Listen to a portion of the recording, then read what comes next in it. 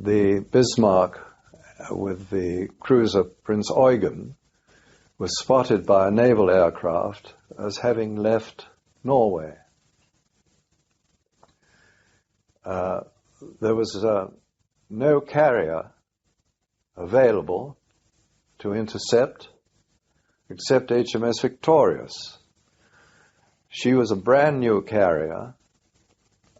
She was lying up in the Firth of Forth, and she had a full complement of RAF Hurricanes on board with no wings, but with their pilots, with the object of going out to Gibraltar. However, the balloon went up, as we say, and we were then instructed, when the Home Fleet, including Victorious, went to sea, to land on. May 41, I was drafted to 825 Squadron, and it was a new squadron. There were only a nucleus of experienced people. Most of the other pilots, observers and tags in the squadron had come straight from training. And so a squadron forming like that does a whole period of working up, doing torpedo attacks and all the other things which are necessary to bring a squadron up to operational standards. We had just begun to do that when the Bismarck escaped, and we were the squadron that was drafted to the Victorious, a new carrier, again working up. So you had, in a sense, the blind leading the blind. The Victorious, a carrier which hadn't reached operational standards, and a squadron of Swordfish being sent on board, which itself had not reached operational standards. And our job was to go and try and do something to the Bismarck. It was a sight I shall always remember. We'd been out of Scapa Flow giving deck landing training to some of our new RNVR replacements in the squadron. And on our way back, it was a delightful evening. The sun was going down with broken cloud, and coming towards us down the Pentland Firth at full speed were two wonderful sights, the Hood and the Prince of Wales. The Hood I shall always remember. She was wet and glistening grey with water, the waves in her bow breaking on each side, and they went past at high speed. And obviously one knew something was up. When we got into Scapa, the captain and Lieutenant Commander Esmond were called across to the flagship, Jack Tovey, briefing them that the Bismarck was known to be out and was suspected to be coming either through the gap between Iceland and Shetland, but I think at that time Norfolk and Suffolk had picked her up on their radar. Anyway, we steamed out ourselves with the cruisers and destroyers, and as one has read so many times, the chase of the Bismarck had actually begun. Plans had to be put into operation to intercept the Bismarck when aircraft reported that this Nazi battleship had left Bergen. There were 3 ways she could reach the Atlantic. The Navy prepared for each of these possibilities by the dispatch of ships and by naval and aircraft patrols. So when the Bismarck was sighted off Iceland, the Commander-in-Chief of the Home Fleet brought in his forces one after another. She was a terrible menace the moment she got out there. They had a lot of tankers. We found one of the tankers actually later on our way out to Jib. She had supply ships and tankers out the Atlantic. She could have stayed out there for months, just writing off convoy after convoy. There's nothing that convoy escorts could have done, because she could have blown them all. She was faster than any of the escorts. She could have stood outside range of any weapons they had and quietly written off the whole convoy. She'd got to go, because it was absolutely vital we should get her.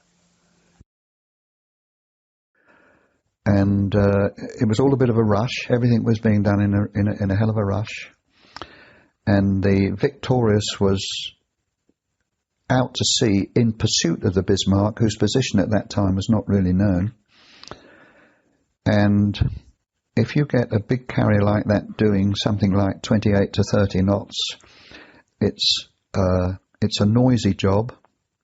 I remember the steel hangar doors used to rattle because it was an armoured carrier with the aircraft hangars was in fact an armoured box, and these huge steel doors were rattling because the ship was going at such a pace. The weather was not very kind. The TAGs were in a little briefing room, and our knowledge of what we were going to do was negligible. It was only what the ship's company had got. We were not briefed. The tags were not briefed with the pilots and observers. Bismarck and Prince Eugen were being shadowed by two cruisers, Norfolk and Suffolk. One of them had radar. I think it was Norfolk. The other didn't. But when the Norfolk and Suffolk got too close to the Bismarck, due to the fact that the Bismarck could shell them from a distance of 14 or 15 miles, and of course their armament was nothing like as large, they had to keep their distance in order to shadow and in order to survive. We were the only squadron on board, apart from 3 or 4 Fulmar fighters, the only naval squadron on board. And we were the first squadron to have air-sea radar, which we were trained in, which of course was a great advantage. In any event, the instructions from the Admiralty to the Home Fleet was to attack from maximum range as soon as possible. Our maximum range was about 100 miles. The captain of the Victorious came up over the tannoy and told us this, and announced that 825 Squadron would take off with torpedoes, attack the Bismarck, and then carry on and get themselves interned in Greenland. This would be at extreme range, you see. So, in preparation for that, we went down to the NAFI and got huge bars of nutty chocolate, filled our water bottles with lime juice, and that was our emergency rations. As it happened, of course, we closed to the extent that we could get back. And then there was another tannoy message to say that we would take off, attack the Bismarck, sink her, return to the ship, go back and attack the Prince Eugen. It seemed optimistic, to say the least. At that time, the Victorious was brand new, and the homing beacon, which she carried, could not be picked up by our rudimentary gear, which was based on the old Furious. This comes into the story a bit later on. Anyway, we went at full bat across the Atlantic, and as is now well known, we flew off at about 10 o'clock, or just after, on the night of the 24th, 25th. I remember this particularly well because my birthday is the 25th of May.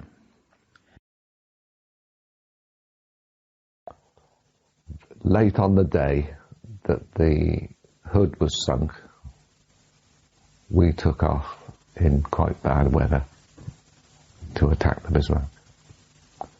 I was in the first flight with Lieutenant Commander Esmond leading the flight. My pilot at that time was somebody called Thompson, and my observer was a midshipman called Bill Bailey. We eventually clued up with the shadowing vessels, which was a cruiser, I think, although the Prince of Wales was in that group, and they gave us a bearing for the Bismarck. We had, of course, and had been training with a primitive form of radar called ASV, and so we went above the cloud, and somebody must have got a return on this ASV. So we took off just before polar midnight on Empire Day 1941. And we flew in formation as a squadron, and we got radar contacts, and we dispersed into subflights in order to carry out the classic attack, only to find out that the vessel below us was not the Bismarck, but was an American Coast Guard vessel, weather vessel, which had been passed by the Bismarck and had been threatened that if they broke radio silence, they'd be blown out of the ocean. So we saw the Bismarck about 8 or 9 miles away. Of course, our surprise attack was absolutely confounded. And so our CO Esmond said, attack individually as best you can. Which of course was a shambles, because we had radar, and the Mark II and ASB, which had a couple of an aerial each side, and the observer had his box, and he got a blip, and then the pilot had to turn until the size was equal, which meant you were heading at it. Thus you got the direction the target was in. And unfortunately, Norfolk, at the back of my aircraft, had a complete picture of it. He got the Bismarck, he got the shadowing ship, and he got this unfortunate American Coast Guard who was cutting around at the same time there. But Colin Enover in Esmond's aircraft didn't. His set wasn't working very well. And finally Esmond let down on the shadowing ship, recognized it, but we'd lost all our hard-won height by then. But then he sighted the Bismarck and just went boring straight in. Well, there's no point to the rest of the squadron going in with him, because she merely had to turn and comb all the torpedoes. And I pulled off and started to climb, got in the cloud. And that was the interesting point, because they were, all the stuff they were firing at was bursting ahead. And my gunner remembered the other day that I said, you don't have to bother about this bloody stuff. All the lead's falling out by the time we get there. It just smells nasty. And then we discovered after the war that the Germans could not believe any aircraft would ever be flying at less than 100 knots. And they had their fire control system right down as low as it would go, and just weren't doing us any harm.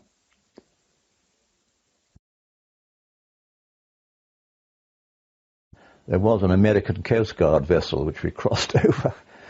They must have been very frightened. But I remember thinking then that if I was hit, that was the place to go, because we could have been picked up on if anything had happened to the aeroplane, or to us indeed. She was only about 7 miles from the Bismarck. In fact, it was halfway between the Prince of Wales and the Bismarck, because the Prince of Wales told us the Bismarck was 15 miles on her starboard bow, I think. We lost the essence of surprise, and our attack had to be carried out by Bismarck knowing our whereabouts, and a lot of nasty things were bursting all around the aircraft. And just as we went into the dive, my observer, Dapper Beryl, tapped me on the shoulder, and I thought, oh Lord, someone in the back been hurt or something's happened, because there had just been a nasty great crump. And to my amusement and relief, I must admit, I said, "What's the matter, Dapper?" And he said, "Happy birthday, Pat." And I looked at my watch. It was 1 minute past midnight.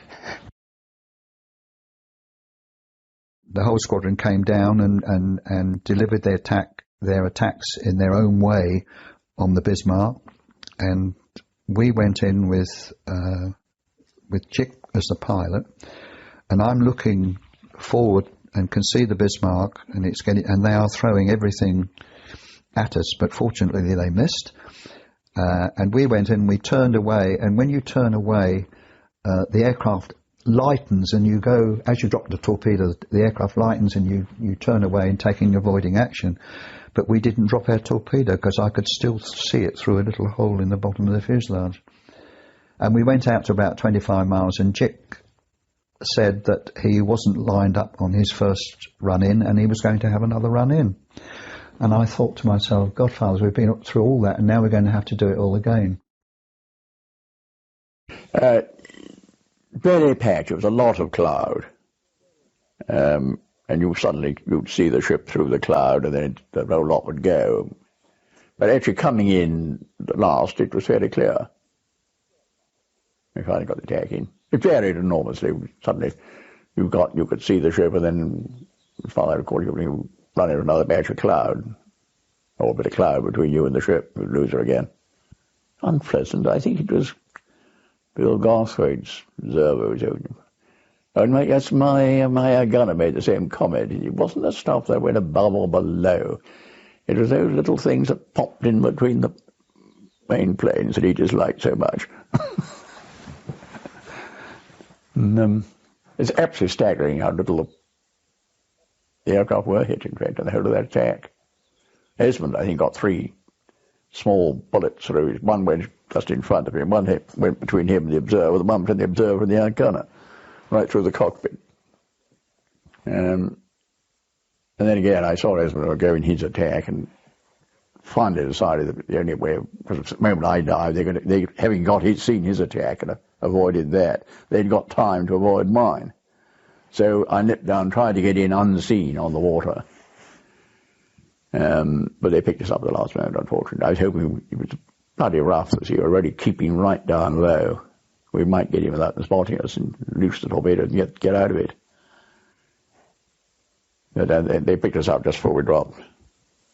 Or just after, I think it was. So I think they probably combed those torpedoes, but Pollard's attack came in, and one of his chaps got lost and came in and made a private attack, and I think that was probably the one that Bismarck didn't see. He'd caught him. Didn't do much damage, but...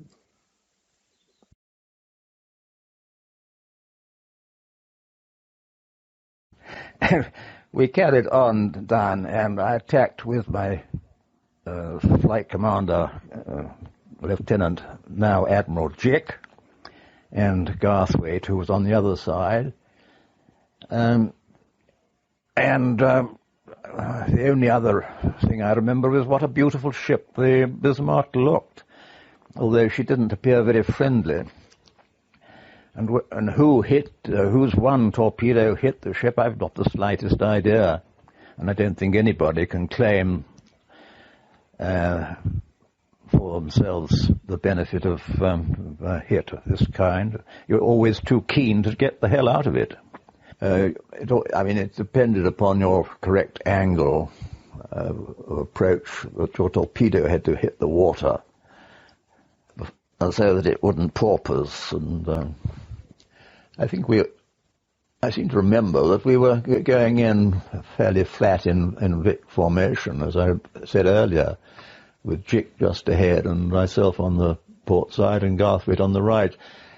We all dropped. Of course, the Bismarck was zigzagging quite hard, and one just had to aim ahead of her and hope that you get the torpedo and make contact. But the speed we went in, about 60, 70 knots, rather slow in facing a ship of that kind.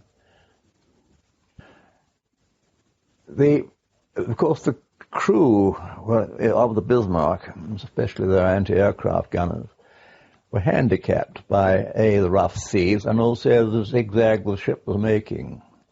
But there was a lot of fire which one had to go through.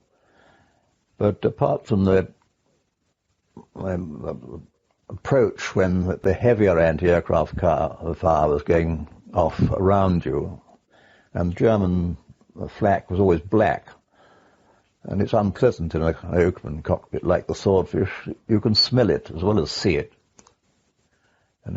But they were always aiming ahead. They couldn't believe, of course, that we were going so slowly. And we were going slowly because the wind was quite strong. And I think the only person hit was Esmond, who got a bit of shrapnel through his propeller boss. On the way out, Jick, I think, had one underneath, was found in the sea underneath, which took the bottom out of his rear cockpit.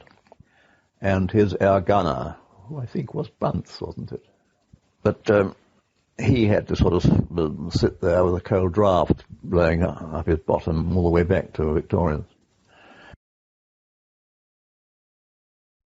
Our subflight, which was led by an RN sub-lieutenant, we managed to attack in formation. That's just to say, flight formation with one leader. I was on the port side, the other fellow was on the starboard side. So we came in to attack horizontally, that is to say, 3 abreast. And I was so intent on marveling what a wonderful sight the Bismarck was.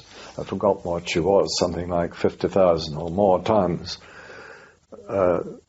simply going full out at about 30 knots or more, that I hadn't realized that the 2 aircraft I was with were no longer with me.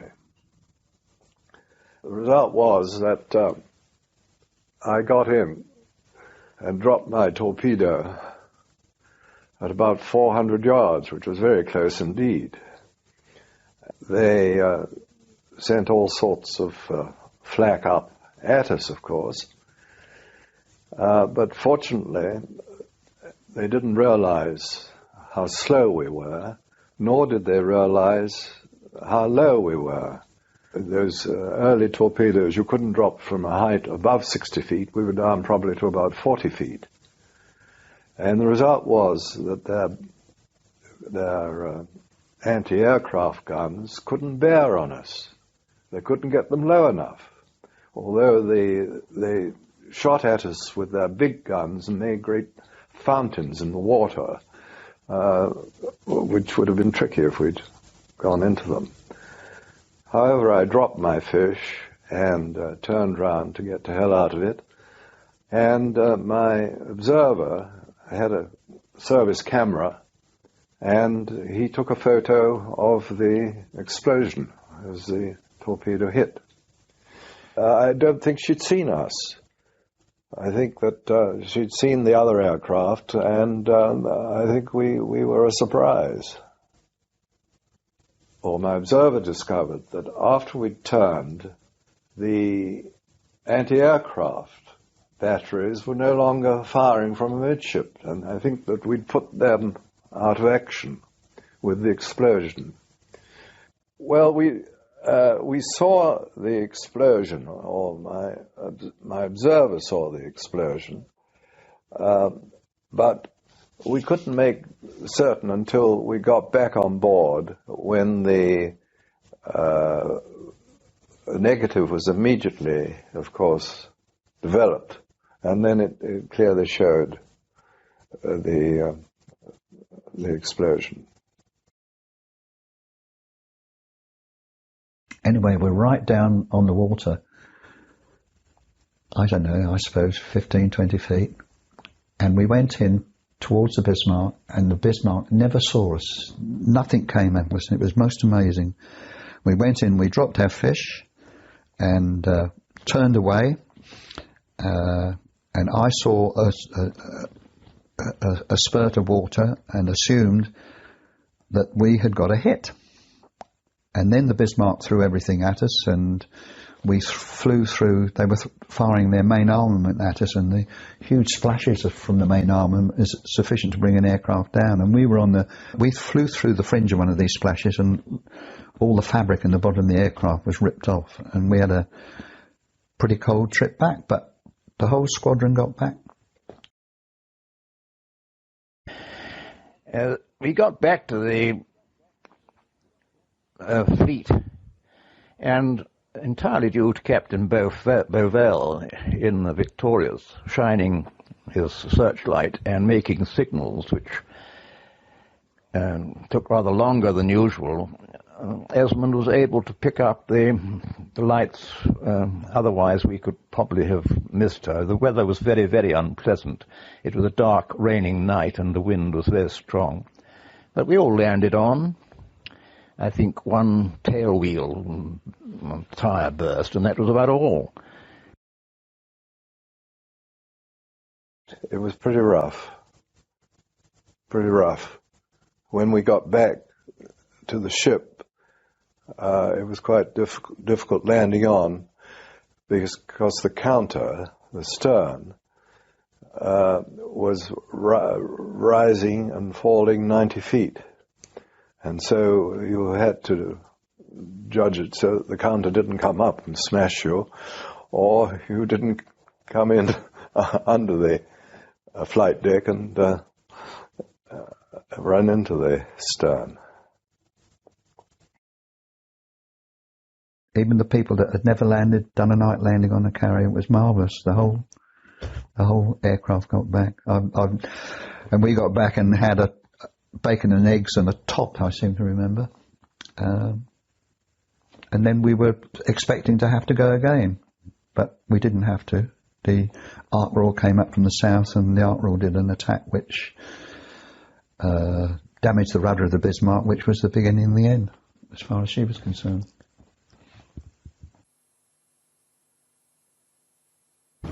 The following morning, unfortunately, the cruisers, Norfolk, Suffolk, had lost the Bismarck.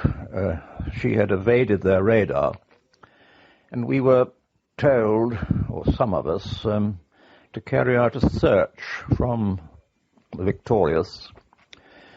And we went off at, I think about 9 o'clock or 8 o'clock, into this unpleasant weather.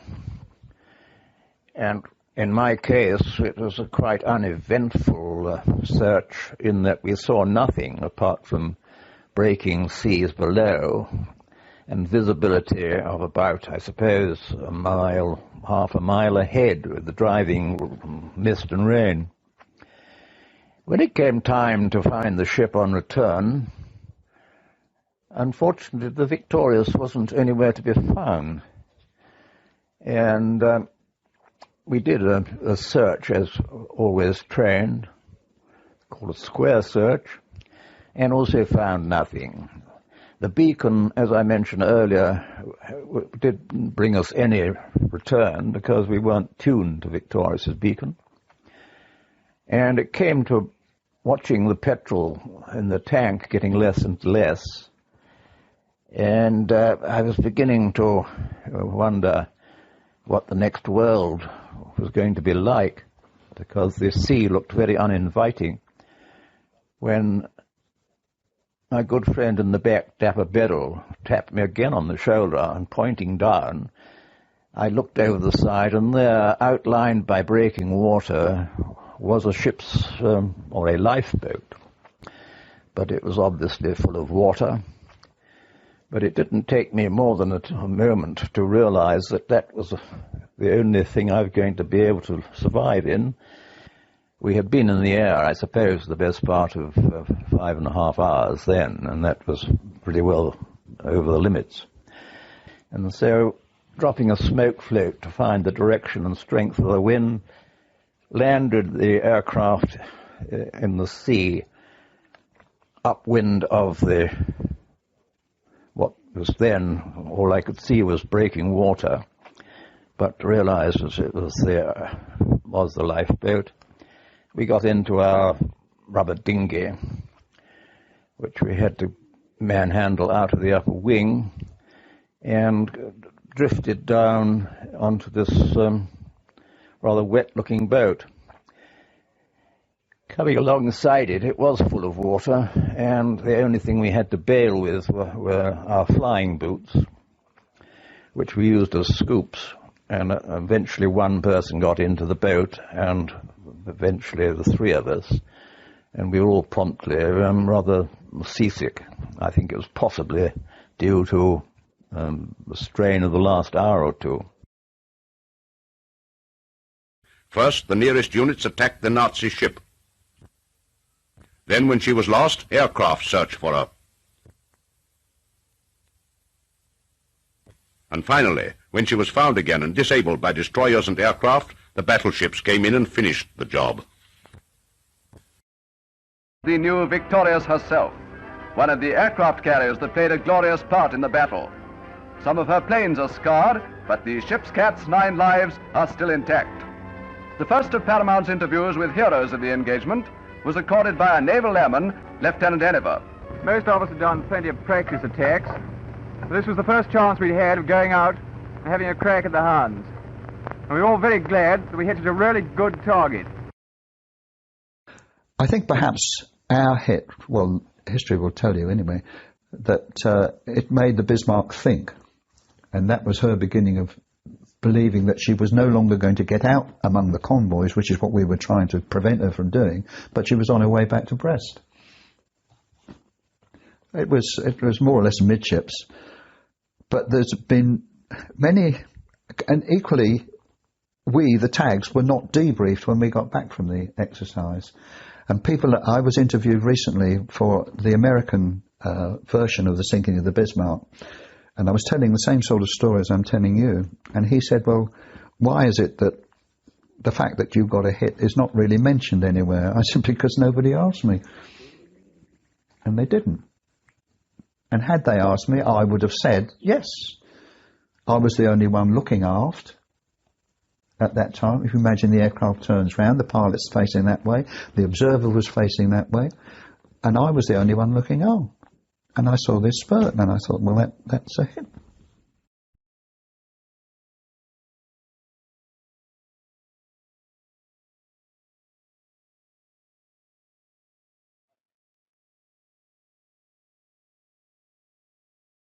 We hadn't been called out until the last desperate minute, because Victorious had tried to have a go, you know, and they were very brave, and they did reconnaissance and they did an attack, but it didn't have too much effect. Bismarck still steamed on. Well, it was all finished in the end. There was no hope of stopping Bismarck. She was steaming 25 knots for Brest. Well, she was not far off. So we were yanked out of jib in the usual way, sent up north. Then I took absolutely no air part, no flying part in the Bismarck, because I was a Royal Marine. I had cipher clearance. I was on the flag deck where the Admiral would be prowling about. And, of course, I had access to all the cipher logs and so on. Or rather a strange quirk of circumstance. But our Fulmers, being fighters, and were not employed.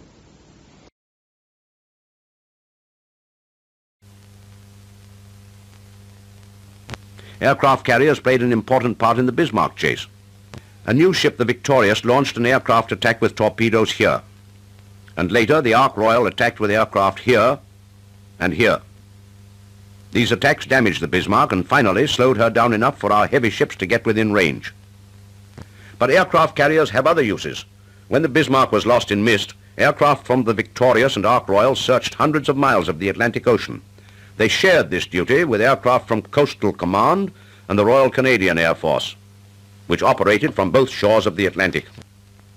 The Bismarck was found and sunk as a result of this combined search.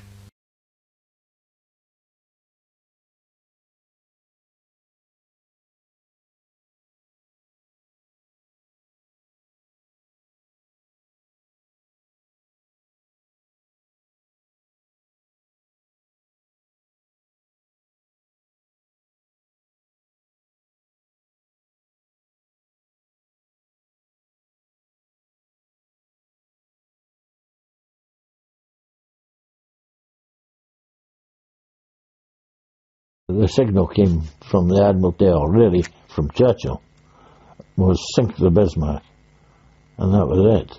So, what you can imagine, everybody tried. And our main fleet, which was supposed to be hunting for it, was so far behind it, they couldn't catch it. And it was obviously heading, because of lack of fuel by a previous hit or somewhere, from one of the ships that had been battling with Prince of Wales. The thing was that it had to get to Brest harbour, you see. I can remember that we just come back from a club run, taking some aircraft, and we were tied up alongside the mole in Jib, and we were all to the sea. It was during the middle watch, and we left. That was the Ark Royal, Renown, us and our destroyers, the F-class destroyers, and we left Jib in a hurry. We went through into the Atlantic, and during the forenoon the captain announced that the Bismarck was free in the far north of the Atlantic, and we were actually going to cover a convoy of troops that were going down to South Africa. That was our first aim. They thought that that's what they were after. Well, they were. And for 2 days we steamed north, and then the weather deteriorated, and it wasn't that the destroyers couldn't stick the rough weather, but they were getting low on fuel, and Admiral Somerville decided to send them back to Jib, because the idea was that we were going to replenish them at sea, but through the rough weather that would have been possible, so they were sent back to Jib and we carried on further north.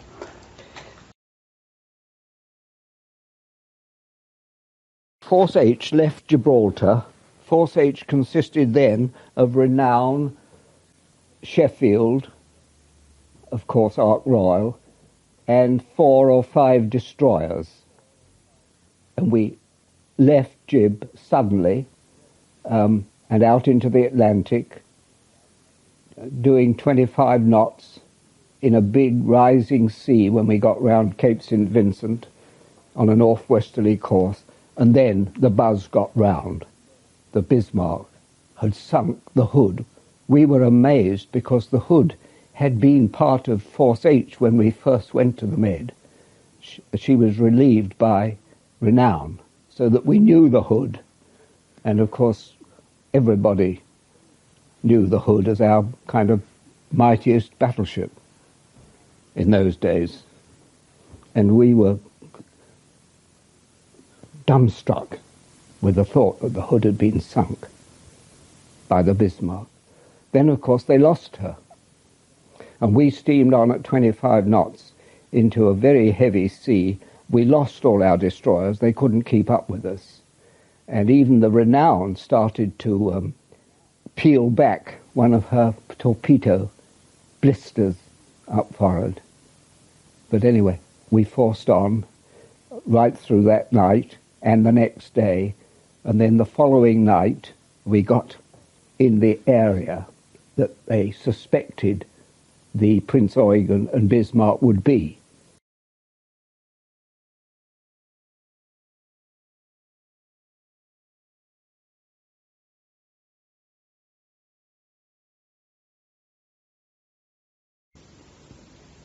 Of course, the Hood, I think the Hood was entirely the fault of their lordships. She was a light battleship, battle cruiser, flimsily armoured, but they seemed to have learned no lessons from the Battle of Jutland, which of course was an ignominious defeat of British technology in ships, where they blew up one after another. The Germans virtually survived. I know that some of them did sink, but not at any comparable rate. And you'd have thought that all this tremendous keenness about gunnery officers being the only way for promotion in the Navy institutes some sort of insulated layer of intelligence between common sense. And they didn't seem to have either when it came to the reorganization of their battleships against these businesses. And with one salvo, what happens, she just blows up, her magazines blow up. It's not as though it wasn't just the Hood. There's also the Barham in the Mediterranean had a similar disastrous thing. The whole ship blew apart in a minute and a half. And when, in due course, Tovey made that CNC Home Fleet in the Bismarck action signals that he was unable to sink Bismarck by gunfire, it rings a bit hollow in my ears that here we had the Hood blow up within 7 minutes of engagement, and then we had the Barham blow up with one lucky torpedo that blew up in even 30 seconds. And so we can sink a British ship in 30 seconds, but we can't sink the Bismarck with the whole arrangements of battleships and everything pounding their shells in. Something was wrong, and that is what disturbed me so much. At the beginning of the Bismarck business, when the Hood blew up, well, there were also other arguments that all that eagerness of being Nelson and get into the kill, and he steered straight for Bismarck, which meant only his A and V turrets, the forward turrets, could bear. If he'd done on a sort of a gradually converging course, reducing the range, he could have had his X and Y turrets. That's if he'd double the amount of guns firing. But anyway, the way he did. And he also had, I think, Prince of Wales in tow, who was just only learning how to work its guns. And they were all stationed in such close order. I think they had 400 yards between two cables, between ships and something, whereas you'd have thought that if there's going to be any overs or misses of ship A, if you've got another one within the vicinity, the chances are it's going to hit ship B, which is exactly what happened. These sort of errors in comprehension, and that's not my side of the business. Mine is the air business, but this is gunnery, and you'd have thought any common sense dispersal. God's truth, we learnt about dispersing our aircraft. Or did they disperse their ships in an attack formation? Within reason, anyway. So that pretty upset us. I mean, everybody was shocked by the loss of the Hood. But as a result, of course, the Navy went into absolute panic, because Hood's sister ship was Renown, and Renown was our beloved Admiral Somerville, who had more sense than any of these other admirals. And he received a signal. So under no circumstance was he to attempt to engage Bismarck. Under no circumstances. What a signal to send. What an admission of total failure by the gunnery world, that they had to deny even a captain, proud captain of a ship, to engage the enemy. It runs contrary to all the spirits that we know. However, they were so terrified of this awful display, with Jutland in the background and Hood then coming to the front. To have a third one would have been just too much. So Renown was ordered under no circumstances to engage the Bismarck. things happened. The next thing we heard that the hood had been sunk, which was unbelievable, but it happened. And then the next we heard that the Suffolk and the Norfolk were shadowing her, and that the Victorious was flying off aircraft. And then the next thing we heard was that they'd lost her. And it turned out that we were then the only ones that could cover her from coming down to the south. And we were ordered more or less to the Bay of Biscay area to cover that route.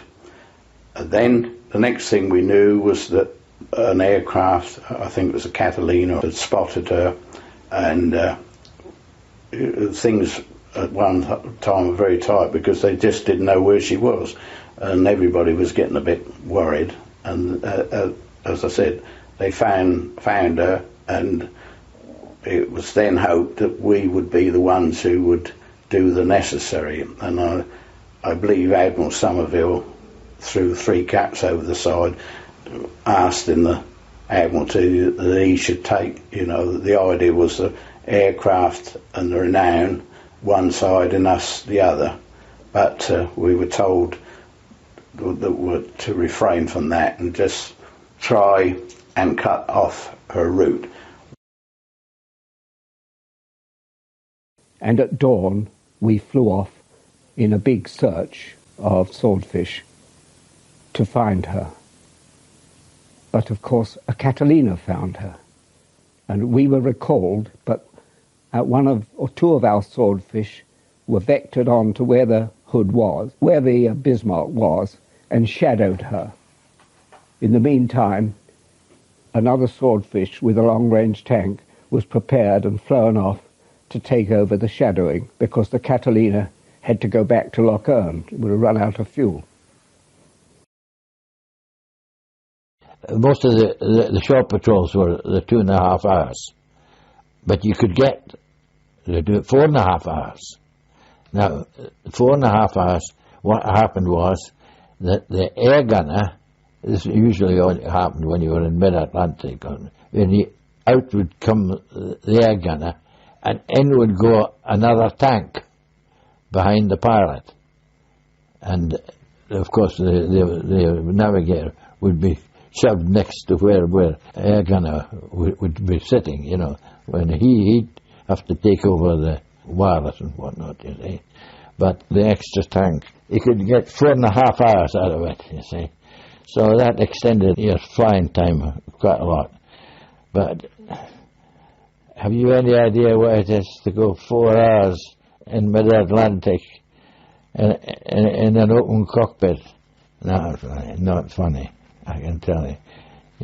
They used to have to lift you out when you got back. You were frozen stiff nearly. Yeah. Anyway, we had to do these things. Really, nobody ever realised how bad the weather was then.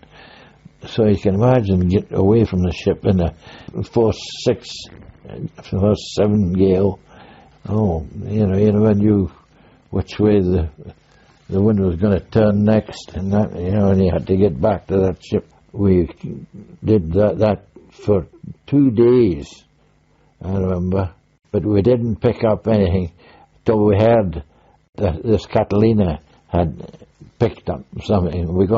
We intercepted that, and it happened to be that just one of the Swordfish, it was able to go right to that spot and hang on to that Bismarck, you see, and it was there until it was relieved, you see, and we were on a shuttle back and forward to hang on to that Bismarck.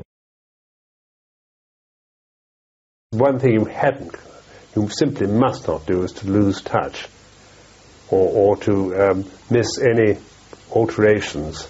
So you had to keep it under the enemy target under continuous observation the whole time. Watch out for any alterations, of course. She was slightly down by the head, but was a most magnificent ship. The other thing, of course, was worrying me in case they decided to launch their Arado seaplane, which, of course, was vastly superior in performance to a Swordfish, with many higher caliber guns.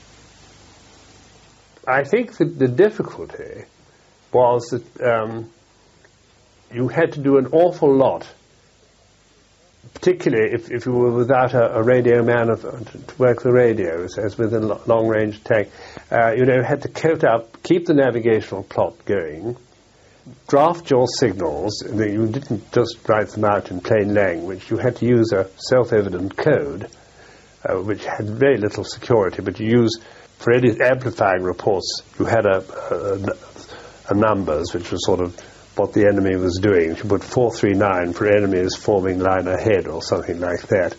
And then you were supposed, after your initial reports, to code it up with what was known as a psycho box, which was a tin box about the size of a child's paint box, with a card of jumbled figures and letters and a cursor on top.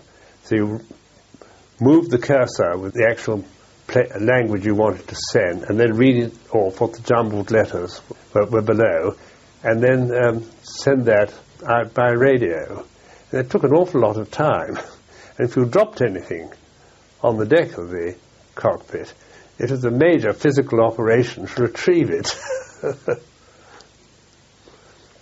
And of course you had continually to watch the surface of the sea for signs of the wind changing, and if the wind did change, you had an elaborate maneuver that you did find the wind again, and then allow so much back for the change of wind. You had very little assistance except for a beacon that you could tune in to, and you got a bearing from, just a straight bearing from the ship. We were using long-range tanks, which meant that we sat in the gunner's cockpit with the long-range tank in our cockpit, and they were just strapped literally on the top of the fuselage. So they pushed into our backs, and we were like that with the radio close up against our knees. There was a vent to the petrol tank, pushing out nasty smelly petrol fumes, and we had to do the usual observer's job and work the radio, this dreadful psycho coding box, which in my case very quickly dropped to the deck and then worked its way miles out of reach. However, the initial sighting report is a very simple method of just saying from so-and-so, one BS, one battleship and its bearing, followed by confirmatory report of the battleship and its bearing and distance from you and your position. Well, that is fairly simple. And thank goodness, after that, if there was no change, you were allowed to get away with just making your call sign twice, about every 20 minutes. That signified, A, you were in touch with the enemy, and there was no change in the situation. So any codings or working out of new messages and things was obviated, thank goodness. The weather got worse, and it became Force 8 and Force 9. You've no idea the seas were mountainous, and carrier was going up and down like a yo-yo. And that's what I say. What was that about that aeroplane? Swordfish. You see, to me, no other aircraft could have done what that Swordfish did. To get off and get on, back on a ship that was pitching like that. 60 feet it was pitching. I mean, it's uncanny. You think 60 feet. I mean, it's unbelievable, really. But it's true. That's an amazing airplane. That's why, to me, I can't say enough about the fairy Swordfish.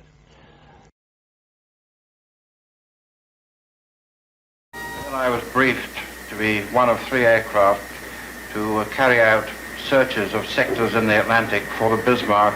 We were in cloud, but we suddenly came out into a break, and we were buffeted around the sky by a terrific amount of shrapnel, and a large number of holes started to appear in our aircraft. I looked down, and there we were in clear sky directly over the battleship. The fact that the ship was firing at us was no proof that it was an enemy ship, as the Royal Navy had instructions to fire on all aircraft approaching too close. In my experience during the war, I was fired on more often by the Royal Navy than by the Germans, especially if the captain had a good lunch. And I told the pilot, this sub-lieutenant, not to lose touch while I was working the radio, to keep the Bismarck in sight and to keep it at the distance we were, which was probably about 5 or 6 miles. And fairly frequently we'd fly either across his stern or across his bows, and you'd look down your compass and the bearing, and that gave you his course. And he remained on the same course the whole time we were in the air, which was nearly 5.5 hours. And we met the RAF flying boat at fairly close quarters through a cloud, and sort of parted quickly. And at one time I got my head out of the office, I'd been doing the radio, and found nothing in sight at all. And once you made contact with the enemy, the navigational technique was you plotted the enemy rather than yourself. So if you wanted to know the position of the aircraft at any moment, you got the plot of the battleship going 20 knots in a westerly course, and then if you were north of it 5 miles, that was your position. It was much better than trying to keep a track of your several alterations of course through cloud and getting a better position from here, and frequent alterations as you changed your viewpoint, so to speak. So I think our Sub-Lieutenant Crabb must have just lost sight in the very bad weather prevalent. Fortunately, we sighted the Sheffield. We didn't know that she'd separated from the rest of Force H, and I came up on the lamp and said, enemy bearing and distance, please, and they gave it back, and so we recovered the Bismarck. And about that time I could hear, coming up on the radio through my earphones, rather obscure signals from aircraft in the air, which of course was the air striking force that went and attacked the Sheffield just after we'd left her. And I couldn't make out what this was.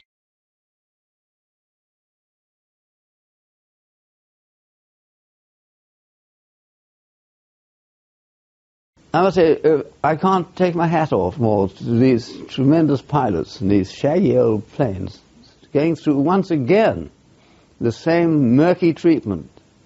The errors start repeating themselves, you see. The flagship in Nelson probably Rodney, failed to inform Force H, because Somerville knew his onions backwards and would certainly have passed it to Ark Royal. Anyway, the message never got to Ark Royal. The signal was that there were no friendly ships within 30 miles, or was it 50 miles, of Bismarck. What had not been sent was that C&C Home Fleet had detailed Sheffield to shadow the Bismarck. Of course, Sheffield had got radar by that time, some sort of radar. Sheffield was within 50 miles of Bismarck. We were then ordered to shadow the Bismarck after they found her, and the Ark Royal had sent some planes off to locate her. The weather was very, very bad. In fact, at one time they didn't think that the Ark Royal could fly off any aircraft at all. During all this, her flying off and taking on aircraft, we were sent to shadow the Bismarck. And through a lot of signals, although the Renown had put up the signal, the Ark Royal hadn't received it, or they received it too late. And we were sent off at a rate of knots, and it is said that at one time we reached 38 knots, which was 6 knots above our estimated speed. All the paint on the funnels just peeled off. And then about in one of the dog watches, I was standing amidships at the boat deck talking to Able Seaman Hancock. We were allowed to walk around. We weren't actually standing at the gun waiting to fire, because there was not, unless it was aircraft, our guns wouldn't have even reached her. And it was overcast, and we saw these planes coming out of the clouds. And I said to Ben, I said, they're going to attack us. He said, oh, don't be so silly. Anyway, they did.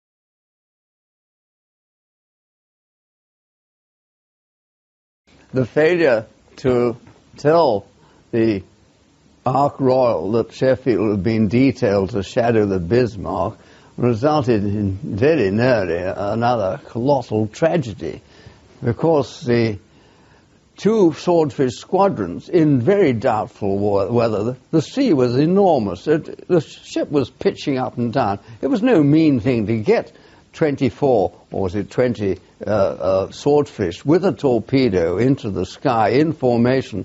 The cloud base was about 500 feet, the sleeting wind, and the whole thing was one of those grey, terribly anti-morale, not a very cheerful sight to go and do the job at all. Flying off about 60, 70 miles or so to where the Bismarck was reported to be. And so off they went. And staggering through cloud, they managed to maintain formation until breaking cloud, when they thought they were in the vicinity of the Bismarck, they see in the grey muck below a ship ploughing through the sea, throwing spray all over the place. So they immediately deploy and go into the attack and drop their torpedoes.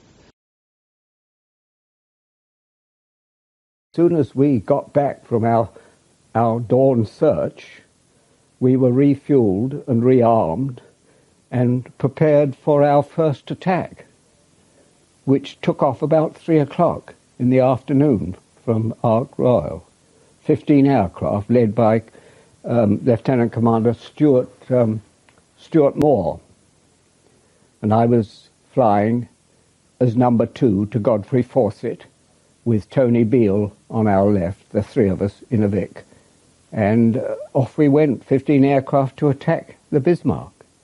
And we climbed up to about 8,000, 9,000 feet.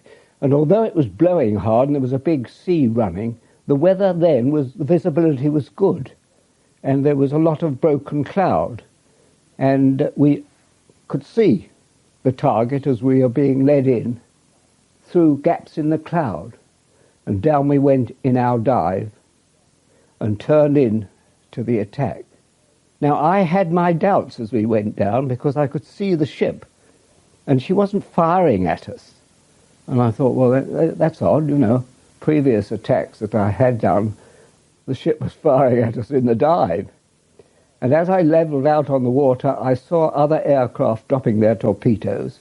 And I looked at the ship and I said, that is a Town-class cruiser.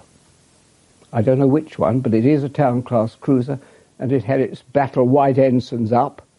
And so I didn't drop my torpedo. My leader did. He dropped his, but I held on to mine. And as I went past the ship, my air gunner was firing his Lewis gun, which we had in those days, an air gunner at the back, at the ship. And I shouted down the Gosport tubing, but I could only shout to the observer. I couldn't shout to the air gunner to stop firing. Well, we just stood there transfixed. We just couldn't believe it. We weren't even told to close up, although we were near the gun. I mean, the captain just gave the order not to open fire. So we just sort of stood round the gun in amazement to see what was really happening.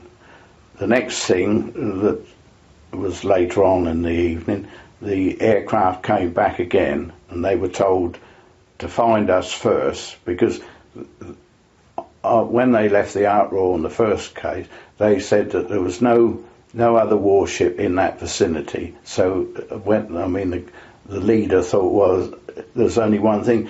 But when you think that they'd been with us all that time, and we had 2 funnels, and the Bismarck only had 1, and we were only a quarter of the length of the Bismarck, but I suppose they were so bored up that here's a ship, it's got to be, and so they just let rip.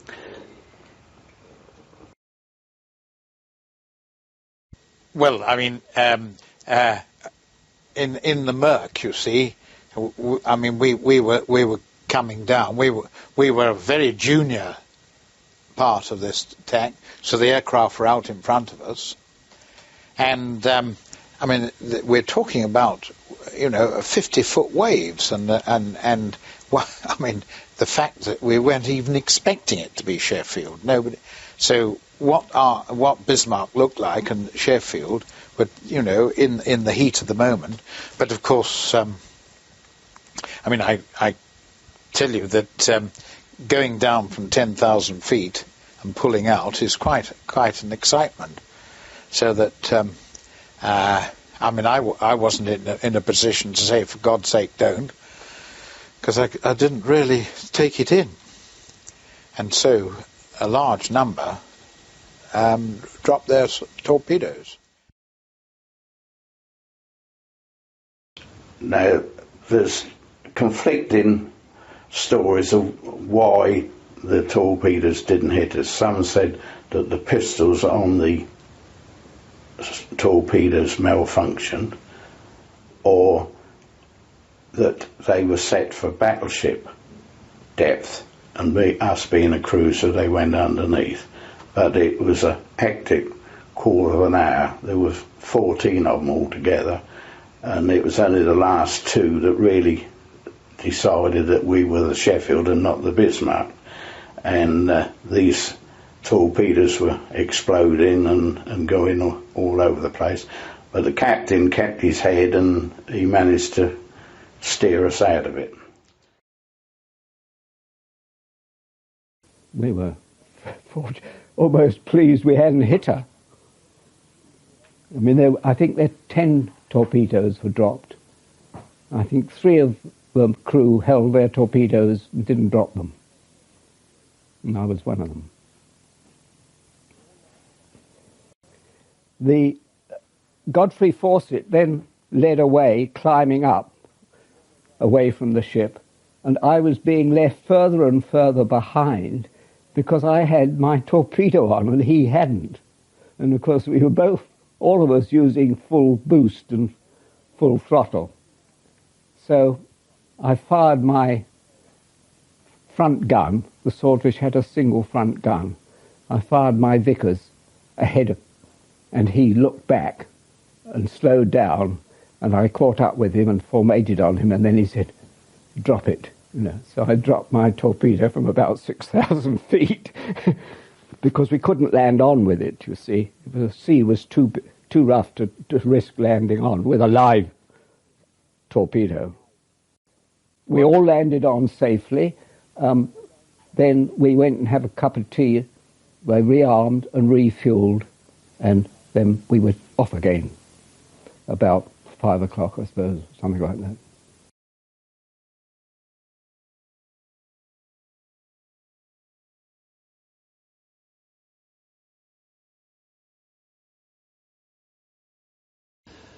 Oh, well, with tremendous, commendable, the captain of the Sheffield, a man of great resolution and intelligence, ordered his guns to stay silent. Even if they did get torpedoed, there's no point in shooting down the Swordfish. Of course, they attacked the Swordfish, and by the grace of God, once again, British ingenuity failed. Their torpedoes that they had got on all were armed with magnetic. With the result, they were set to run below the known draft of the Bismarck, which was, say, 30 foot, and so they were dropped to go run at about 35. So they all ran underneath the Sheffield, who's presumably been degassed or something by that time. Anyway, they failed to explode. Otherwise, tragedy was missed by such hairbreadth. And we weren't amused, nor was anybody else. The Swordfish came back and said, my God, they realized their error, because when they got closer to the ship, it's all very well at a range of about 3 miles, and the visibility is only 3.5 miles. You don't see very much. You've got to drop your torpedo at half a mile or something, and as you're getting closer and closer, you're not looking to see whether it's got iron swastikas all over it or Union Jacks. It's a target. And you go in there and you drop your torpedo and you think, my God, thank God I'm alive still. So you can't blame the air crew for this sort of thing. They all landed back. Of course, they learned with the realization that they had attacked the wrong ship. But that didn't stop them. I mean, they battled too, so did the entire ship. They battled to and rearmed with torpedoes with contact heads this time to launch a second strike. Well, they had to do it because it's getting dark.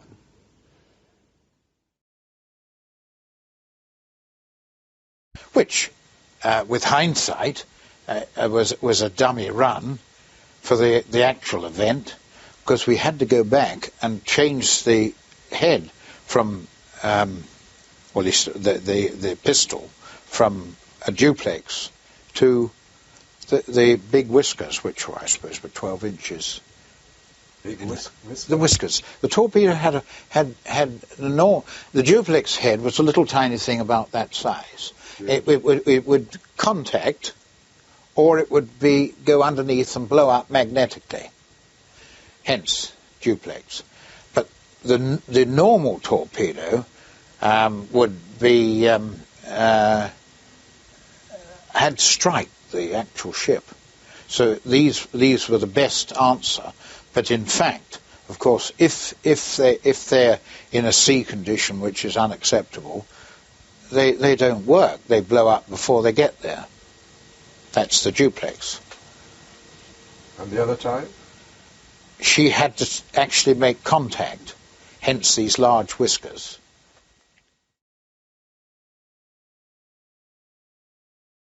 I didn't have an observer. The leaders had observers, but the numbers 2 and 3 didn't have observers. They just had air gunners. And it was rather a question of, you don't want to waste too many aircrew if you lose an aircraft. But after that, and when we got back to the ship, and some of the aircraft didn't have observers, had they not, as it were, connected up with their leader who had an observer, he'd have had a job to get back to the ship, because he'd got to do his own navigation, and there was no VHF homing in those days, and the beacon that the ship had could only be worked by the observer, couldn't be worked by the pilot, because it was in the after cockpit. So that the next strike we did, we had observers.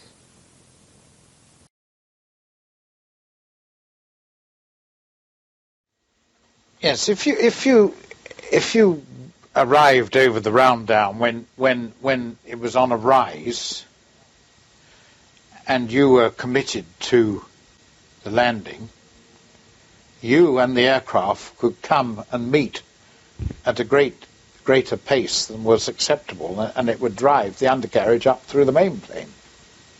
And that's really the crux of this. So there are a lot of planes damaged, so that on the second strike, which was relatively successful, there weren't that number. The second wave went off, and I didn't go with this because by this time the aircraft was US, and so I didn't participate. And after 5.5 hours, the position of our own base, the Ark Royal, was getting a bit obscure because she was nowhere near where she would have been if we just continued her PIM, position and intended movement plot. So we'd no idea where to go to get back to her, other than possibly picking her up on our radio beacon. At that moment, when I was beginning to, we were having to get back on board because fuel was beginning to get low, even with a long-range tank. I heard my colleague, Midshipman McWilliam, ask for a bearing. Normally we're only allowed to break wireless silence for enemy reports, but of course that was no longer in effect now we'd found the enemy. And I heard the ship come back with a bearing, and at that precise moment, by pure coincidence and all that weather and sky, McWilliam flew across our stern. So we just turned the course that he'd been given, and came back on board after 5 hours, 35 minutes in the air, with petrol fumes blowing in your ears for all that time. And one was so incredibly mentally flogged with sort of exhaustion, or sort of keeping tab of things. One must have been a zombie for the next 3 hours. As we landed, there were a lot of people in the corridor to the crew room and the operations room where I had to go to report. And I said, "What's up?" And I saw my normal pilot, Godfrey Fawcett. He said, "Oh, we're taking off for the strike." And I said, "I'll have to come and join you." And he said, "Don't do that. You've had enough, and I've got so-and-so." And quite honestly, I didn't, because I don't think I would have been much use.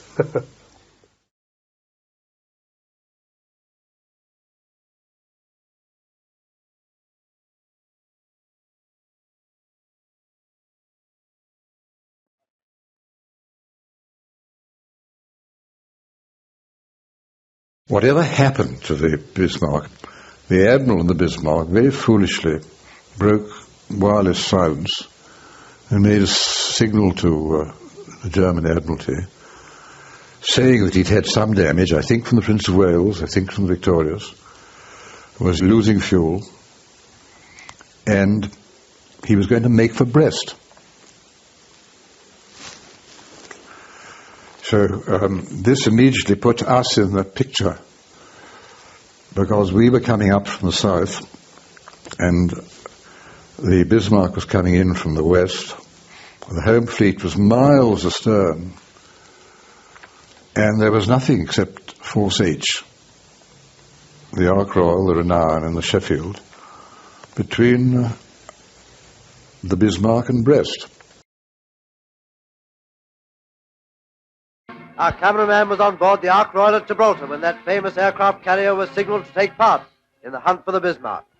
On board was her complement of pilots and crews, eager for a chance to prove once again that the Ark Royal was still very much there.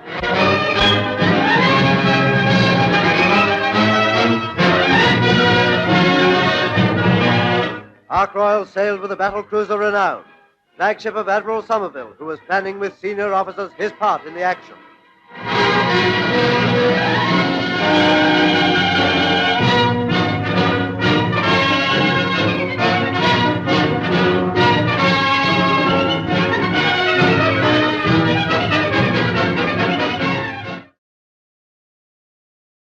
And there was a Catalina on patrol, and she picked up the Bismarck on her radar. We then were a long way to the south, and she couldn't stay very long. She was nearly at the end of her patrol, but we launched a reconnaissance of Swordfish aircraft, 2 wings and propeller, known as Stringbergs, and they managed, with the help of the Catalina, to find the Bismarck, who was then doing a high speed towards Brest. And it was clearly up to us to try and intercept her. Everything was rather against us, what with the weather and this attacking the Sheffield and everything. And these poor chaps in the aircraft then had to come back, land on the Ark, who was pitching very severely, and another lot had to be re-equipped, re-armed, and some of the same ones had to go back again and have another go. All the time, of course, the Bismarck was getting nearer to Brest. It was becoming more and more of a difficulty. And off they went, these gallant men, and they found the Bismarck, who put up tremendous anti-aircraft barrages, and they didn't score any hits, or none noticeable.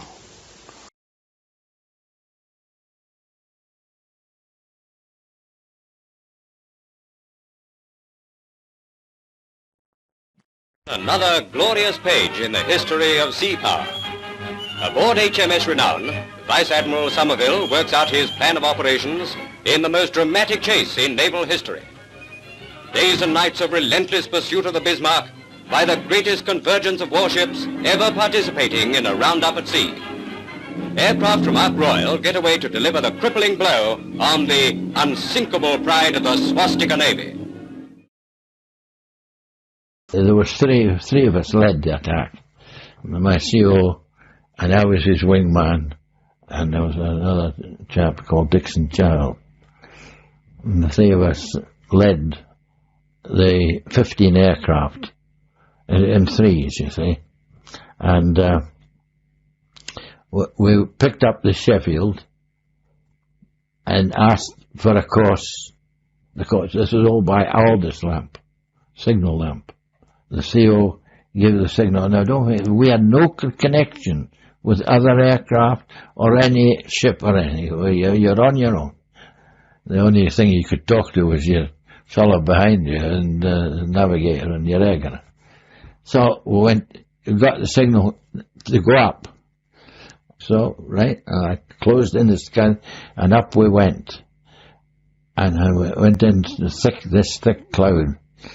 And it wasn't nice at all, but I hung on to the CO because I knew he'd be all right.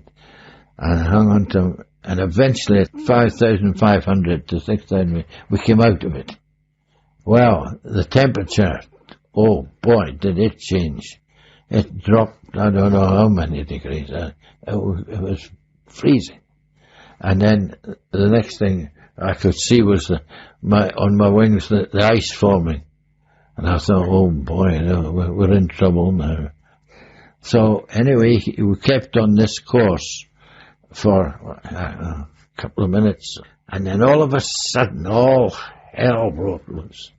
There was all round about us shells bursting. And when I thought, oh, there's no doubt about where we are. The Bismarck's somewhere down there, right enough. Well, this time the weather had deteriorated considerably, and we flew off into cloud and climbed up 8,000 to 9,000 feet in cloud, in snow, and appalling, really, flying conditions. Godfrey Fawcett, who was leading the flight, my flight, he got lost from the squadron of the 15 aircraft. He had ASV, anti-surface vessel radar, and he was actually flying my aircraft. I was flying the CO's aircraft. Anyway, during our run up to the ship, in the cloud at 9,000 feet, I was in flak, and I was actually hit by the flak from the Bismarck, so she must have had some form of radar. The actual diving down is always a very adrenaline type time when you're diving down towards the attack, and then you turn in, but you're so hyped up when you turn in that, you're there to do a job, and you do it and get to hell out of it as quick as you can, having dropped your fish. You see, you've got to throttle right back.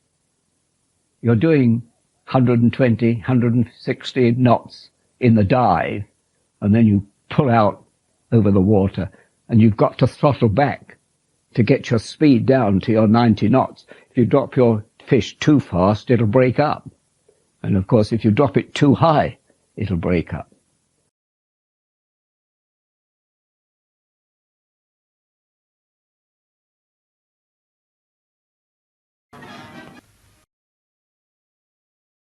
He gave the signal to go line astern, and then he gave the signal to go down. He held the back hand, and down I went. Now, the question, you went back into that cloud there. I mean, that's when I really began to worry, because I couldn't see the fellow in front then, and I didn't know what the chap behind me was doing. And then I suddenly realised, I've only got 600 feet. When I break cloud, can I make it? Because I'm only 600 feet. It all depends what angle you're at to be able to pull out in time and not hit the sea. So I thought to myself, well, I've got to try and hit an angle. If I can, but there's not, our instruments didn't tell you what angle you were at. Flew with your pants. And then I just kept going down. I could see my altimeter. That was the only thing. I could see it going down. So you can imagine the downward pressure there is on an aircraft with that weight under it. When I came out, and I managed to pull out, just in time. And I was looking for my others, not a sign of them. And there wasn't a sign at all. And just as I was pulling out, I could see about 2 miles on my starboard side, on my right-hand side there. I could see this ship, this huge ship. And I thought, oh, bloody, that's it.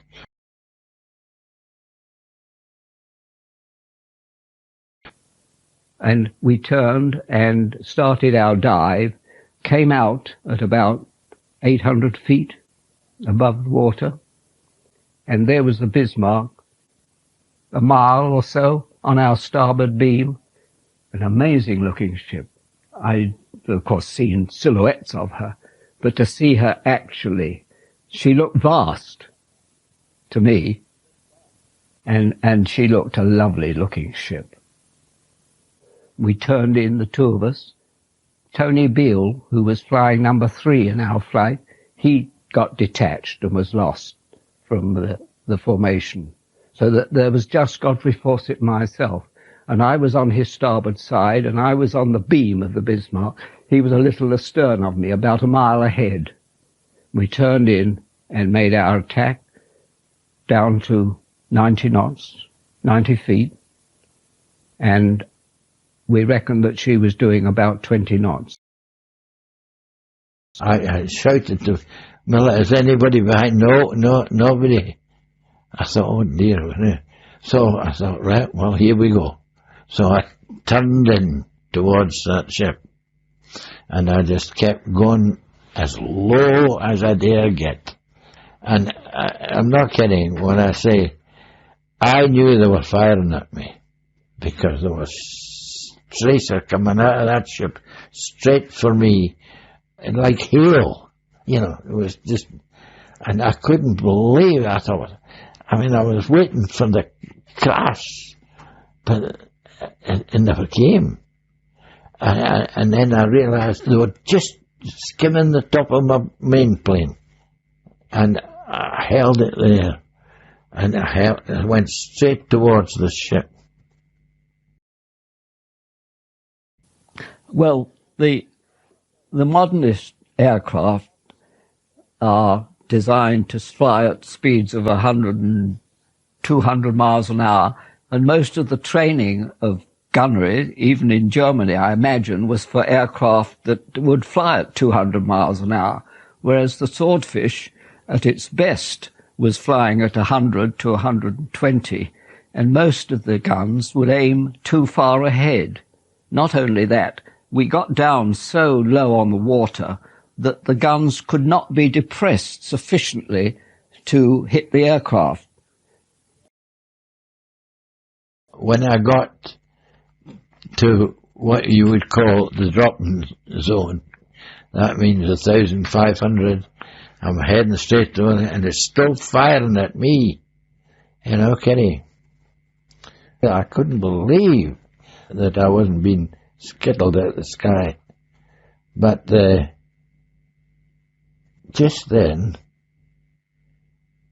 a voice says to me, "Not yet, John." I thought, where's that come from? So I grabbed a tube. I said, what's wrong? I said, "Not yet." And I turned, I don't know what I turned, but I turned to the right. And there was this guy, the navigator, hanging outside of the aeroplane, head down, and you know, all I could see was his bottom. And he obviously had the tube with him, because he kept shouting, "Not yet." And I'm getting nearer this damn bloody great ship, and nearer, you know, and I thought, it's only in seconds, but it feels, you know, it felt like years. And then he said, "Let her go." And I pressed the button. And then the next thing he says, "Great, we've got a runner." And I realized what he was doing. You see, he was hanging over that aircraft, watching these waves.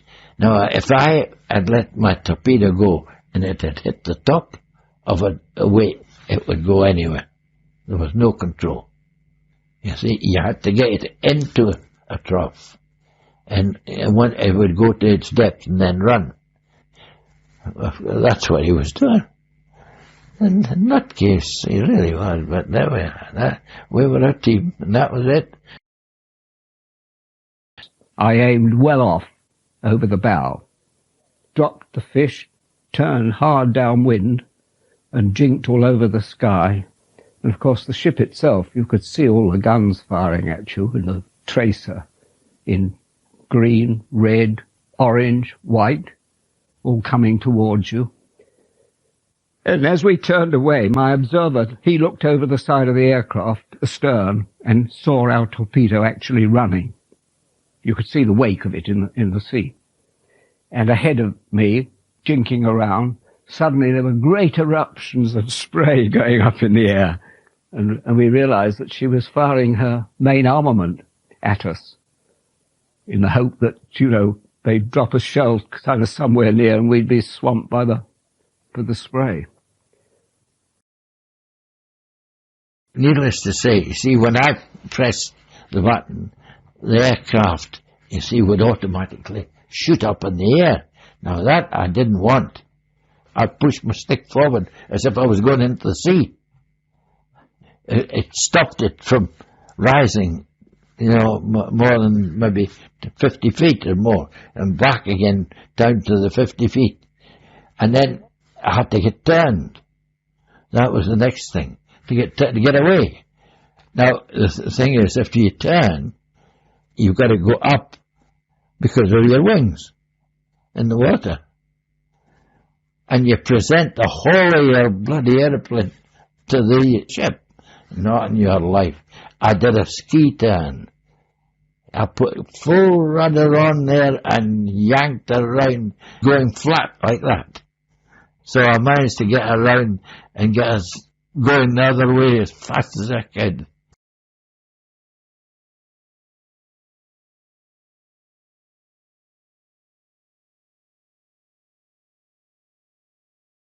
Scouting planes left the Ark Royal to find the Bismarck, and Swordfish torpedo bombers took off to fly in the face of terrific anti-aircraft fire. This was to prove another perfect example of sea-air cooperation. Air torpedoes reduced the speed of the Bismarck, enabling the British battleship to catch up on her flying start.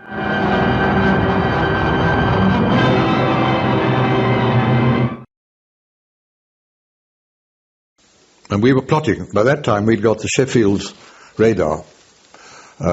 track of the Bismarck. And we were plotting her course, rushing towards Brest. And suddenly, she stopped rushing towards Brest, which was the most elating thing. Couldn't believe it. All the while, our aircraft was still with her and attacking her. And she did the most extraordinary turn round, which she shouldn't have done, because every yard she made towards Brest was important to her. And we watched with interest what was happening. And she continued this turn and appeared to lose speed. And we waited for our aircraft to return to see whether anyone had scored a hit. And what had happened was that the last attack by the last torpedo bomber, and I think it's called Sub-Lieutenant Beale, he couldn't get into position to score a hit. So very gallantly, he went round again and had another go, fired his torpedo, and hit her in the propellers. But we didn't know about this till he landed on. Getting the aircraft back was preoccupying us more than almost anything, because it was dark by then and really rough. And he said he thought he scored a hit, and it all was true. And the Bismarck was then done, because she could not make enough ground to the eastward. The home fleet was by that time coming up from astern, and she was a sitting duck. There's some dispute as to which aircraft did it. I think it was a chap called Beale, but hazy memories of the past. Sub-Lieutenant Beale. Anyway, because he got detached and he came in after the main strike had gone in and missed, or they'd had some near misses and so on. And it was, anyway, whoever did the actual drop that messed up the whole of the steering arrangements of Bismarck. Doesn't matter. And it doesn't matter that 99 out of the 100 torpedoes dropped. Only one achieved a significant blow. What matters is that as a result of this thing, Bismarck had to turn around. She was unsteerable, and she had to turn round. Instead of steering east, she had to steer northwest, and was straight into the arms of the enemy. Her fate was sealed the moment that aerial torpedo was dropped. Now, it didn't matter a damn whether Tovey had 100,000 battleships hanging around or none. It made no difference whatsoever. Hitler was sending signals saying anybody who managed to restore the integrity of the steering gears would get the Iron Cross about 3,000 times, multiplied by brilliance and everything else. And the dreadful drama on board the Bismarck. But the funny bit is, you're supposed to lay off what you reckon the speed the ship was going at. But I didn't. Don't ask me why. I did not. All I did was to straight at the bow of that ship and let it go. I mean, it was so big, I thought, I'll never miss it. Can't possibly miss it.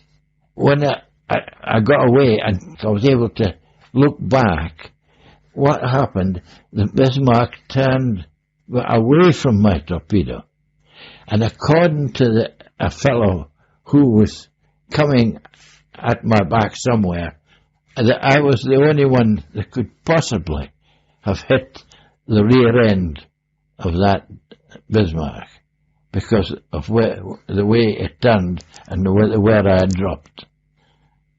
Because he saw the explosion, you see. And I didn't. The interesting thing was that because basically Charles Friend and Bug Beale in a Swordfish from I think 810, they got lost and went to Sheffield and asked the way, and Sheffield sort of said over there, and they caught Bismarck when she was in a turn, having just seen her, because she had the main party attack. But they, of course, hit her in the rudders and jammed the whole lot. So she went round in circles from that moment onwards. When I got back, of course, they said, you know, look, did anybody get a hit at all? How could you possibly? And seas like that, and you can't claim anything. And I said, I don't care who it is. We're just lucky to be back, as far as I'm concerned, anyway. I said, I don't know where my torpedo ended up. I do not know. But all I know is it did run. You see, so that I was able to tell, and that's all.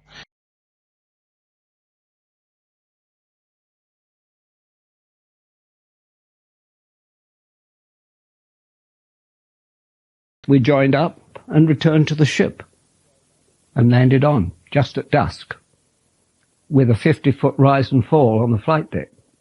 But of course, we had barriers, and we had deck landing control officers that waved us off if the ship was pitching too badly.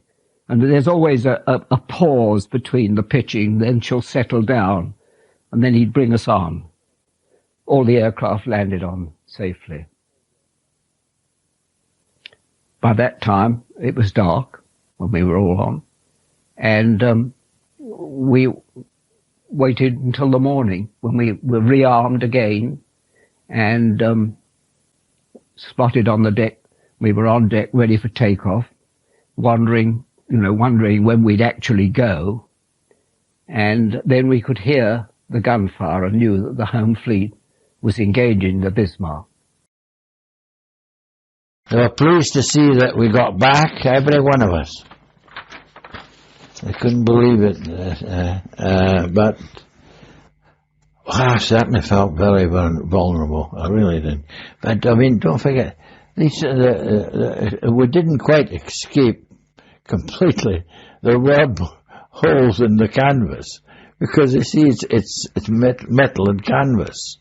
You see, and a lot of the aircraft had holes in them, but they were able to be repaired because they were canvas. You know, that's the Swordfish. I tell you, uncanny, that aeroplane.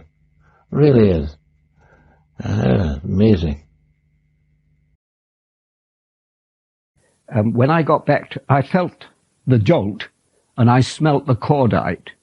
And when I got back to the ship that evening, my rigger brought me a piece of shrapnel which was in the bottom of the aircraft, and it had the rifling of the barrel of the gun that fired it on one side and the thread of the screw on the air bottle of my brake air bottle on the other side.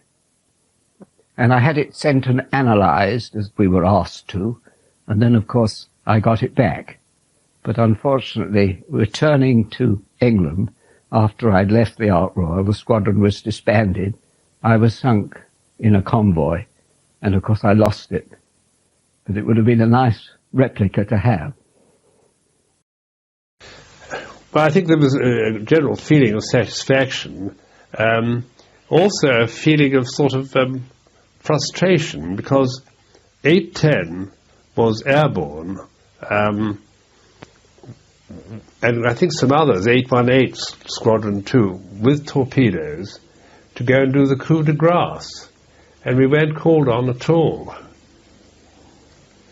And we had to land back, and the flight deck stern was moving through 50 or 60 feet for the movements. They landed on with their torpedoes, and I don't think there was any undercarriages broken or anything, which speaks very highly of the flying ability of the pilots.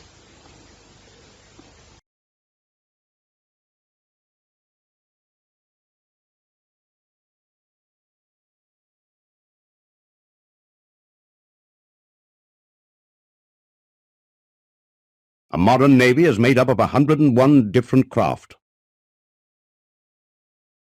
All naval success depends on these units working together as one team, from the 5-ton reconnaissance plane to the 35,000-ton battleship. These are some of the tools with which we shall finish the job. The Navy is a mighty weapon in the hands of the men who plan the strategy and of the men who carry out the task of seeking out and destroying the enemy wherever he may be found. In the meantime, we were getting a bit close, and the Bismarck, her heavy armament had been primed with high-angle shells, and the first two, she saw us and she opened fire, and the first two shells were high impact shells, and one came over the stern, which was an awful sound, and when one went forward. The one that came over aft was near where we were closed up. Before that, I'd been over on the starboard quarter, and I saw the Bismarck actually open fire.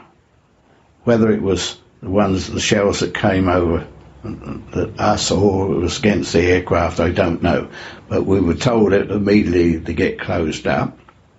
And I got to the gun, and for some unknown reason, the captain of the gun wanted to sit in my seat. So I stood up with the phones on, and as I said, this shell came and exploded, and all the shrapnel came inboard. I can remember one of the ABs being brought down from the after DCT. His brains were outside of his tin helmet, and he was taken down below because he died. A piece of shrapnel came through the gun shield. Fortunately for me, I was standing up, and it hit the captain of the gun, who was in my seat, in the arm. But it was only a slight injury. But the worst case was a friend of ours, Able Seaman Taylor, he was ammunition supply, and he was situated in the officer galley flat, and he was sitting down against the wire mesh which separated the flat and the galley, and this bit of shrapnel went through the ship side, through a kettle, through this iron mesh, and hit him in the back, and he fell forward, and they thought he was skylarking, but he wasn't.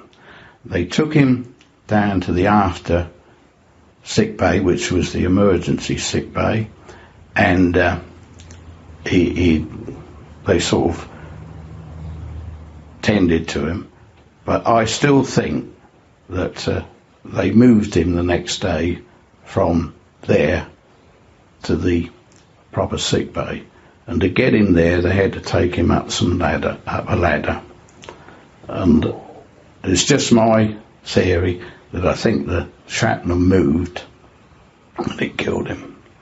So we lost 3 men there.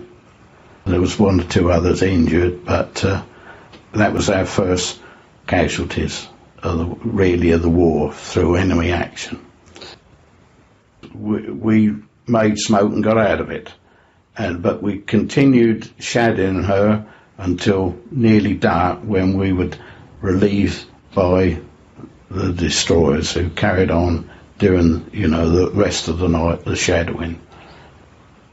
Well, I thought, again, how lucky we are, and when you think that she had sunk the hood in 6 minutes, and we'd been shadowing her for 2 or 3 hours, we were lucky, and we was relieved when we got out, but we were closed up all night, and we could hear firing and explosions going on because the destroyers carried out 1 or 2 torpedo runs on her. She was shadowed all night by the destroyers, the Cossack with Admiral Vaughan, and they shadowed her all night. But they had no radar, you see. Had to be done visually. And she was capable of very accurate gunfire, that was what Captain Vine reported. So they had a hell of a time, and they dodged in and out, and then up came the King George V with radar, and the rest of the home fleet, and attacked her. And, well, the story is well known, she wouldn't sink. And eventually the cruiser Dorsetshire had to be ordered to sink her with torpedoes, which was one up for the torpedo department of the Royal Navy.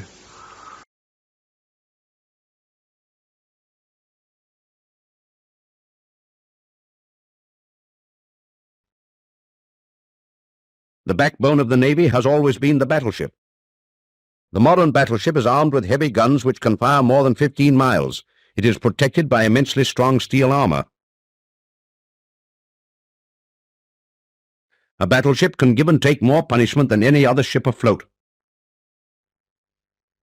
The aircraft carrier is the great new naval weapon. She is as fast as a cruiser but only carries small guns for defense. Her offensive power lies in her torpedo bombers and her fighter aircraft.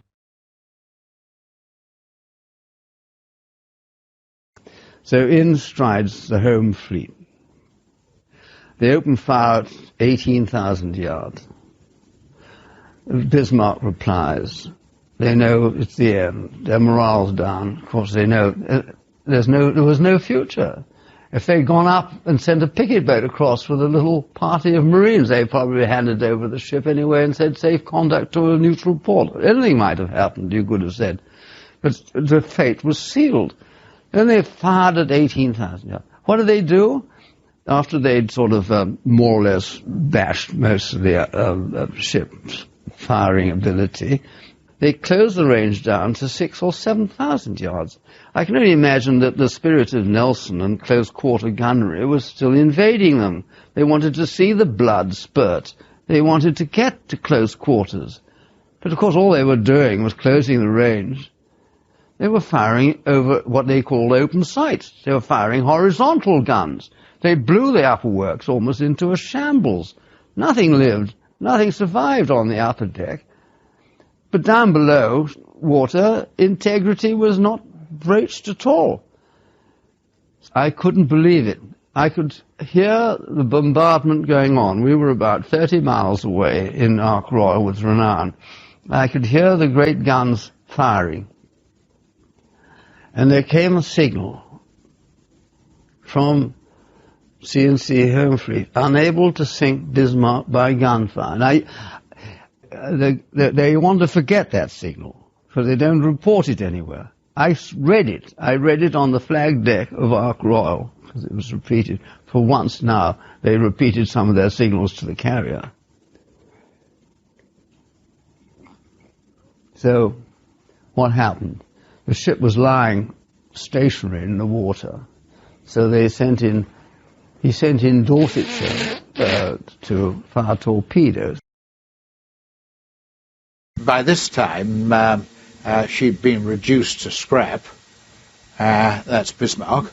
Then it was very much the Navy, as opposed to the air branch, getting in for the kill. Here we have a degree of politics. The Navy lost Hood, and therefore the Navy lost Hood gun to gun, and the surface ships were going to kill it, not these upstarts of aviators. That's what I meant by politics. Gunfire, you could hear it on the flight deck. We took off. I think that was the next. I think it was 11 aircraft that took off for the last attack. Anyway, it was the same routine. Godfrey Fawcett and myself and Tony Beale and the other, number 3.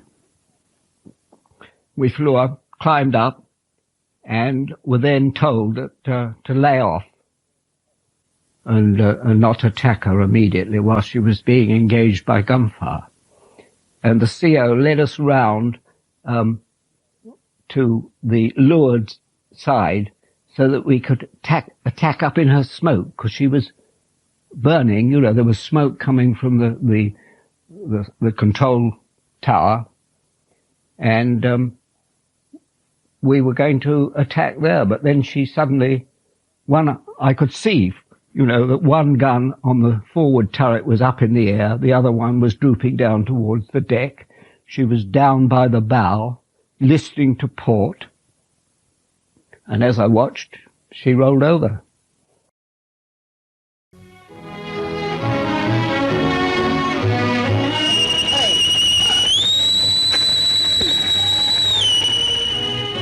After the victory, the First Lord came aboard to congratulate the Royal Navy on their triumph.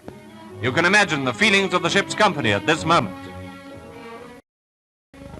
The destruction of the Bismarck, that great and powerful ship, had to be accomplished to be true to the traditions of the British Royal Navy, because in the Navy, I know officers and men know how to avenge the loss of those who are comrades and many of whom have been shipmates. But I can tell you this, that when Bismarck was lying dead in the water, upstairs in the air were 21 Swordfish, each with a 19-inch torpedo with contact heads. And you would have thought, you just might have thought, that the C&C would have appreciated that the whole business of bringing Bismarck to bay was done by a Swordfish. They could have handed the palm or the glory or the disaster or the distasteful task of the finish, the coup de grace, by saying to the Ark Royal, send your torpedo bombers in to sink the Bismarck. What happened? They sent the Dorchester in, and the Ark Royal squadrons were ordered to ditch their torpedoes safe into the Atlantic Ocean, because the sea was so rough they could not land on with a torpedo. Now, I'd like you just to try and imagine the shock, the indignation, almost the anger. I still feel this anger. Oh dear. How could someone be so dreadfully ununderstanding and sending those silly signals? There were men jumping over the side, and there she was. She went. We flew down. The CO put us into line astern in a gaggle, and we flew down over the survivors and waved to them in the water, but there wasn't anything we could do. We flew back, landed on, and that was it. The ship turned round, and we went back to Jib.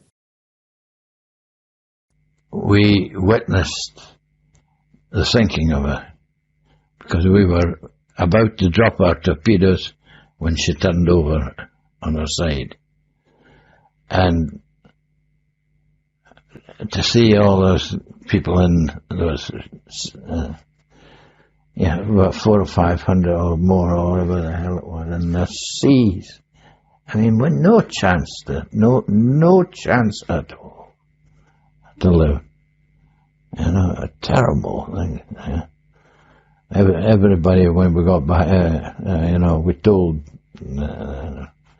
nobody. There was no euphoria, or what you might call it, no.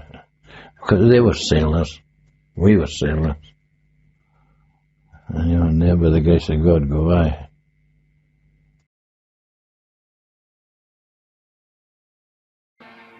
The story of this great naval battle is not wholly one of triumph.